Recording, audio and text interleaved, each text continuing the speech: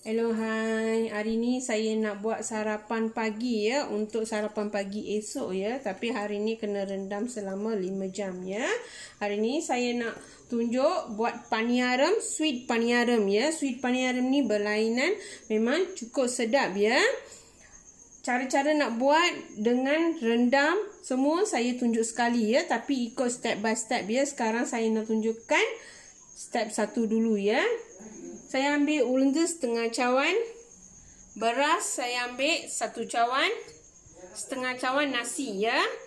Kalau siapa ada pohak pun boleh masuk, tapi saya tak gunakan pohak hari ni, saya gunakan nasi ya. Okey, sekarang yang ni saya nak rendam selama 5 jam ya. Beras dengan biji ulenda kena rendam selama 5 jam. Okey, sekarang saya dah cuci dalam 3 kali ya, mesti kena cuci dalam 3 kali, tunggu sampai 5 jam. Okey, sekarang dah cukup 5 jam ya. Sekarang saya nak kisar. Okey, sekarang saya nak tuang air sikit saja ya, supaya kita nak kisar dengan pekat ya. Okey, sekarang dah kisar dengan halus ya. Nak macam ni pekat ya, sebab esok saya nak buat air gula.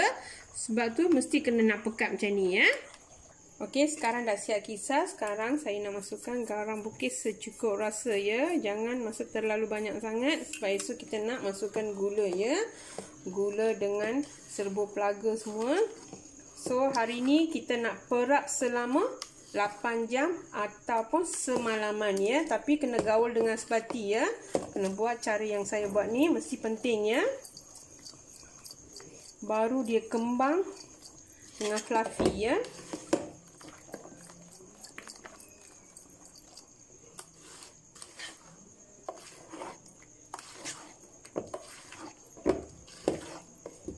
Okey, sekarang dah cukup. Saya dah gaul dengan sebati ya. Tunggu semalaman ya, sebab esok saya nak buat sarapan pagi.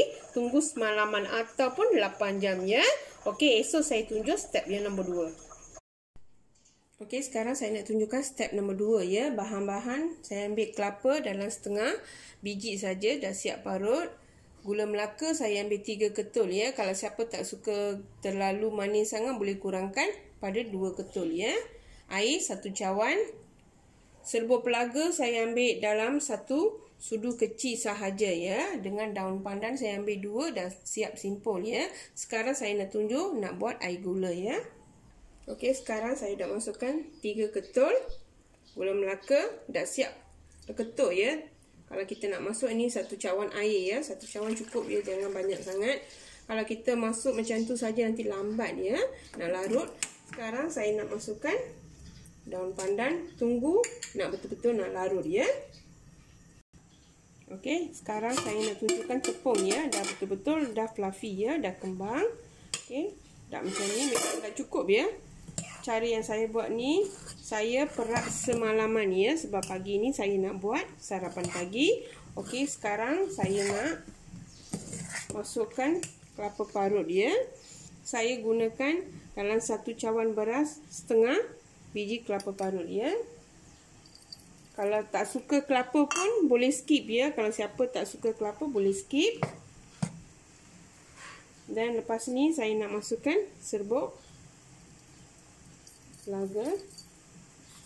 Setengah orang dia orang ada masuk packing powder ya.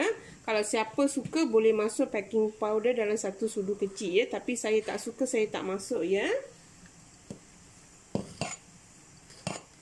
Okey, sekarang saya dah gaulkan sebati, tunggu sampai air gula tu nak larut ya, baru saya boleh masuk dalam ni ya. Tunggu sampai kita nak untuk gula ya, kita nak larutkan gula dulu.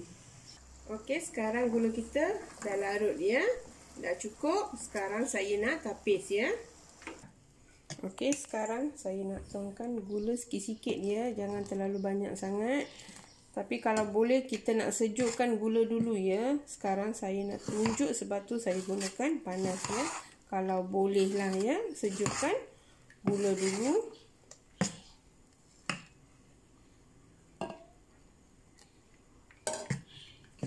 Aduan dia tak boleh cair sangat, tak boleh pekat sangat ya. Kita buat sweet paniyaram ni, dia kena tengah-tengah ya. Kalau tak ada masa kita nak makan tu, dia tak berapa sedap sangat. Okey, yang balance gula ni kita simpan ya. Tapi untuk saya memang dah cukup ya. Dia tak boleh terlalu cair sangat dia. Dia tak boleh terlalu pekat sangat. Yang balance gula ni kita simpan saja ya. Okey, sekarang saya letak kuali paniaram ya. Saya gunakan ghee. Kalau siapa tak suka ghee, gunakan minyak ya. Kalau gunakan ghee, aroma dia cukup bagus. Masa kita makan lagi sedap ya kalau ghee. Okey, masukkan sikit-sikit saja. Ataupun kalau tak suka macam tu, sapukan saja ya.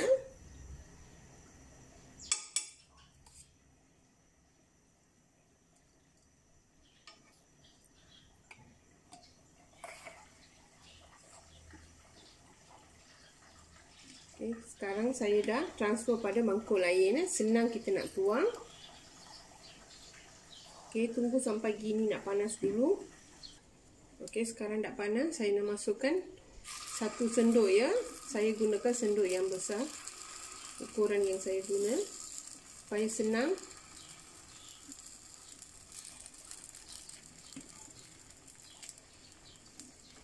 Okey, sekarang kita tunggu sampai dalam 5 minit ataupun 4 minit ya. Lepas tu kita nak terbalikan. Okey, sekarang saya ambil masa dalam 3 minit saja ya. Tak ambil terlalu lama sangat. So just kita terbalik macam ni sahaja. Okey, ikut saja ya cara yang saya buat ni. Memang cukup lembut dia, tapi setengah orang suka masuk baking powder ya, tapi saya tak suka masuk baking powder. Yang lagi kalau gula, mereka tak suka gula Melaka, boleh gunakan gula perang. Kalau tak ada gula perang, boleh gunakan gula merah yang pekat-pekat tu pun boleh guna ya. Tapi nak gula putih tu terpulang pada masing-masing ya. Untuk saya memang tak suka gula putih ya. Kalau boleh kita avoid pada gula putih ya.